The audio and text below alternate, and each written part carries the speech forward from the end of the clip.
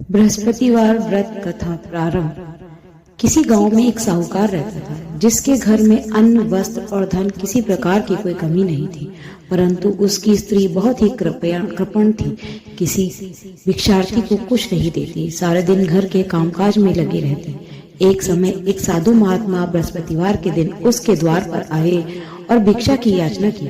स्त्री उस समय घर के आंगन को लीप रही थी, इस कारण साधु महात्मा से कहने लगी, महाराज, इस समय तो मैं घर लीप रही हूँ, आपको कुछ नहीं दे सकती, फिर किसी अवकाश के समय आना। साधु महात्मा खाली हाथ चले गए। कुछ दिन के पश्चात वही साधु महात्मा आए, उसी तरह भिक्षा मांगी। साहूकारनी उस समय लड़के को खिला रही थी, कहने लगी, महाराज, मैं क्या करूं, अवकाश नहीं है, इसलिए आपको भिक्षा नहीं दे सकती। तीसरी बार महात्मा आए तो उसने उन्हें उसी तरह से टालना चाहा, परंतु महात्मा जी कहने लगे कि यदि तुमको बिल्कुल ही अवकाश हो जाए तो क्या मुझको दोगी। साहूकारनी कहने लगी कि हाँ महाराज, यदि ऐसा हो जाए तो आपकी बड़ी कृपा होगी। साधु महात्मा जी कहने लगे कि अच्छा, मैं एक उपाय बताता हूँ। तुम बृहस्पतिवार को दिन चढ़े उठो और सारे घर में झाड़ू लगाकर कूड़ा एक कोने में जमा करके रख दो। घर में चौका इत्यादि मत लगाना। फिर स्नान आदि करके घर वालों से कह दो उस दिन सब हजामत अवश्य बनवाएं। रसोई बनाकर चूल्हे के पीछे रखा करो, सामने कभी न रखो। सायंकाल को अंधेरा होने के बाद दीपक जलाओ तथा बृहस्पतिवार को पीले वस्त्र मत धारण करो, न पीले रंग की चीजों का भोजन करो। यदि ऐसा करोगे तो तुमको घर का कोई काम नहीं करना पड़ेगा। साहूकारनी ने ऐसा ही किया। बृहस्पतिवार की दिन चढ़ा उठा, झाड़ू लगाकर कूड़े को घर के कोने में जमा करके रख दिया। पुरुषों ने हजामत बनवाई, भोजन बनाकर चूल्हे के पीछे रखा। वह सब बृहस्पतिवार को ऐसा ही करती रही। अब कुछ काल बाद उसके घर में खाने को दाना ना रहा। थोड़े दिनों में महात्मा आए और भिक्षा मांगी। तब सेठानी ने कहा, महाराज, मेरे घर में खाने को अन्न नहीं है, आपको क्या दे सकती हूँ। तब महात्मा जी ने कहा कि जब तुम्हारे घर में सब कुछ था तब भी तुम कुछ नहीं दे रही थी, अब पूरा अवकाश है तब भी तुम कुछ नहीं दे रही हो, तुम क्या चाहती हो, वह कहो। तब सेठानी ने हाथ जोड़कर कहा कि महाराज, आप कोई ऐसा उपाय बताएं कि मेरे पहले जैसा धन धान्य हो जाए। अब मैं प्रतिज्ञा करती हूँ कि अवश्य में आप जैसा कहेंगे वैसा ही करूंगी।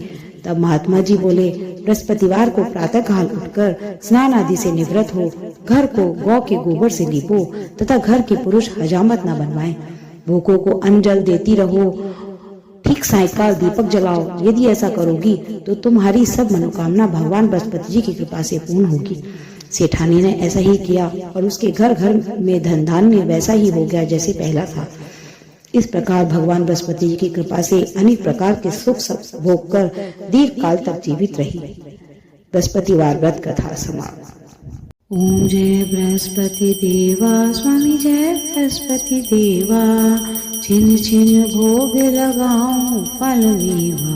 ओम जय बृहस्पति देवा, तुम पूर्ण परमात्मा, तुम अंतर्यामी, जगत पिता जगदीश्वर, तुम सबके स्वामी। ओम जय बृहस्पति देवा, चरणामृत निज निर्मल सब पातक हरता, सकल मनोरथ दायक कृपा करो भरता। ओम जय बृहस्पति देवा, तन मन धन अर्पण कर जो शरण पड़े, प्रभु प्रकट तब होकर आकर द्वार खड़े।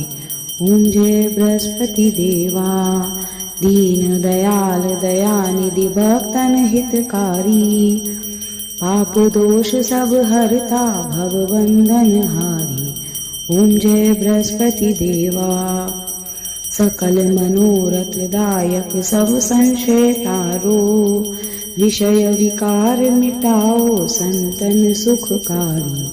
ओम जय बृहस्पति देवा, जो कोई आरती तेरी प्रेम सहित गावे, ज्येष्ठानंद बंद सो सो निश्चय पावे। ओम जय बृहस्पति देवा। बोलो विष्णु भगवान, बोलो।